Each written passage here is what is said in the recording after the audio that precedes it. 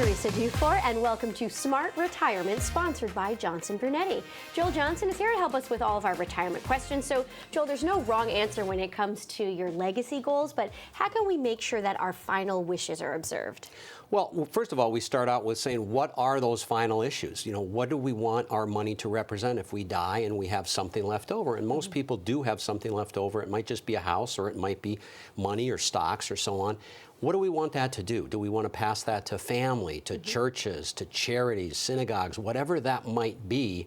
We've got to think that through, because most people want where they leave their money to represent their values in life. Sure. So you have to make sure that's up to date. Absolutely. You've got to make sure that everything that you have where you had to write down a name of somebody like a son or daughter or grandchild or a friend is up to date. What would that be? That'd be beneficiary designations. So we've got to make sure all our beneficiary designations on things like life insurance policies, 401ks, are up to date, so that, again, that money goes where you want it to. Sure. And it might not be the most uplifting topic, but wills and trusts, that also has to be in order. Right. And many times a will and a trust, especially a trust, we can actually control things once we're gone. So if you're worried about the way your kids will spend money, maybe you've got somebody with special needs and so on, you can set up a trust in a proper way so that, I like to say, you can control the money from the grave. It makes sense, and I know that you make this easy for our viewers. Yeah, we've got an estate planning checklist, and what we've put in this book is the things that you need to make sure of so that your money represents your wishes when you pass on.